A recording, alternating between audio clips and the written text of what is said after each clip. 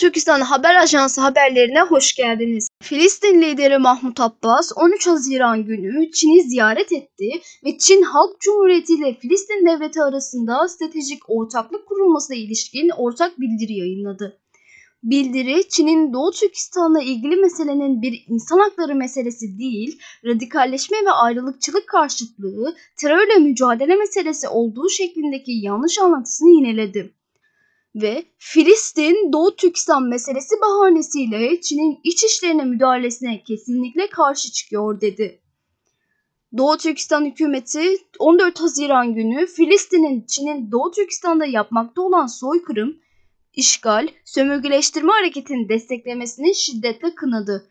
Yapılan basın açıklamasında devam eden Çin-Doğu Türkistan ihtilafından Çin iç işleri meselesi olarak bahsetmek gerçeğin çarpıtılmasıdır. Bu çarpık anlatım sadece Çin emperyalizmine yardım etmekle kalmıyor, aynı zamanda işgal altındaki Doğu Türkistan'da Uygur, Kazak, Kırgız ve diğer Türk halklarının maruz kaldığı tarifsiz vahşeti de görmezden geliyor.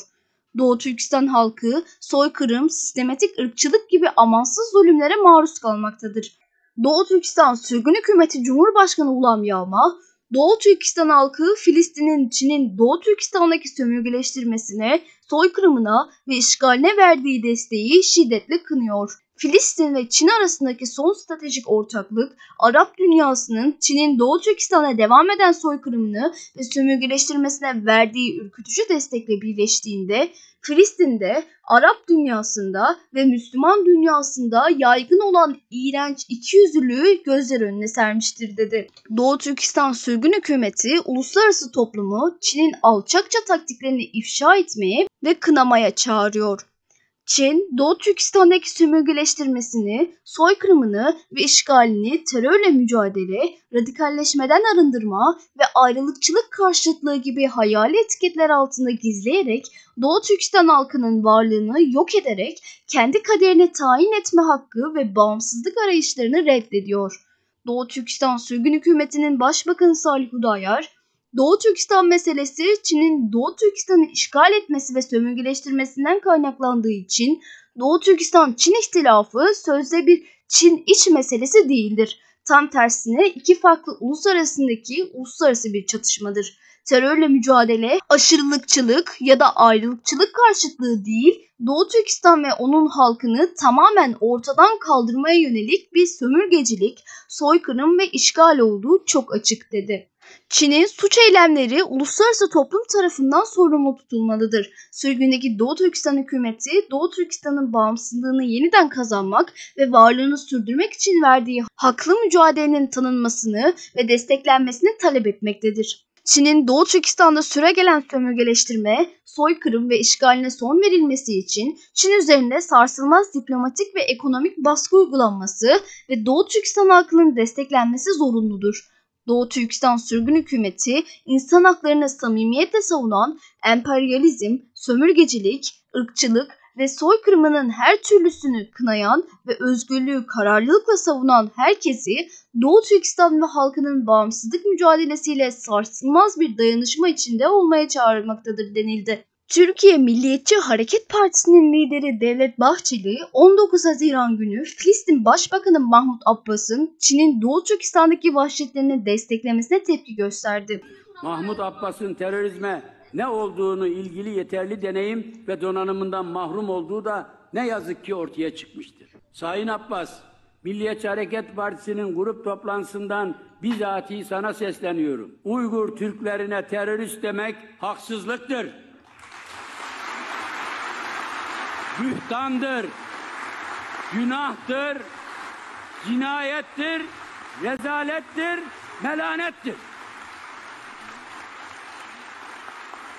Türk milletine inflah olmaz bir saygısızlıktır. Bizim Filistin davasını desteklediğimiz kadar değilse bile en azından yarısı kadar Türkiye'nin ve Türk milletinin tarihi haklarını, terörle mücadelesini, geniş coğrafyalara yayılmış esir Türklerin durumunu bugüne kadar ağzınıza dahi alamadınız. Hakkı telaffuz etmeye hiç yanaşmadınız.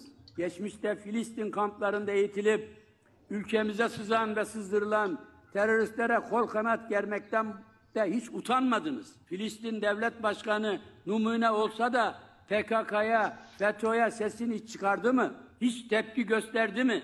Ülkemizle dayanışma mesajı paylaştı mı? Hiçbirisini yapmadı, yapamadı. Yapmayı aklından geçirmedi.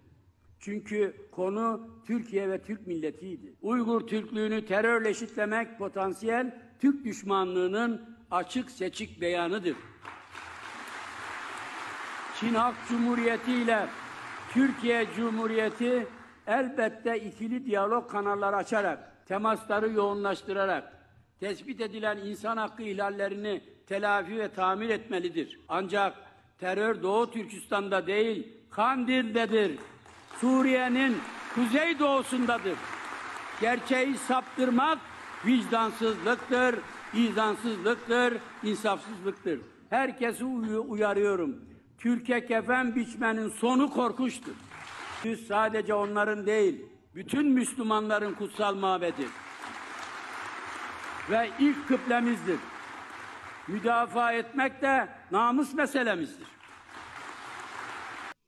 Doğu Türkistan Sürgün Hükümeti'nin Başbakanı Salih Hudayar, Devlet Bahçeli'nin Filistin liderine tepki göstermesine teşekkürle karşılık gösterip, Milliyetçi Hareket Partisi'nin Çin'in Uygur ve diğer Türk halklarına yönelik soykırımını ve Doğu Türkistan'ı işgal altındaki ülke olarak resmen tanıyan yasa tasarısını sunmayı, TBMM'ye onaylatılması konusunda çaba gösterip, Doğu Türkistan'a olan samimiyetini bir daha göstermesini talep etti. Türkiye İyi Parti Heyet Komisyonu TBMM'de Filistin lideri Mahmut Abbas'ın Çin'in Doğu Türkistan politikasını desteklemesini kınadı ve Türkiye ile Filistin arasında imzalanması planlanan anlaşma metinlerine şart konulduğunu söyledi ve tarihin gerçekliğini ortadan kaldırmanın mümkün olmadığını, Doğu Türkistan Cumhuriyeti'nin ilan edilişinin 90. yıl dönümünü bu sene Kasım'da kutlayacağını duyurdu. Türklüğü ve Doğu Türkistan'ı hedef alan talihsiz açıklamalar yapmıştır. Bunu daha önce de yaptığını biliyoruz. Şu gerçeği milletimizin huzurunda paylaşmak istiyoruz bir kez daha. Kabul edip etmemeleri çok önemli değil ama tarihin gerçekliğini ortadan kaldırmak mümkün değildir. Doğu Türkistan diye bir yer vardır ve bu yıl 90. yıl dönümünü hep birlikte kutlayacağız. Ve şu notu da iletmek istiyorum. 1933 yılında bu cumhuriyet kurulduğunda Büyük Atatürk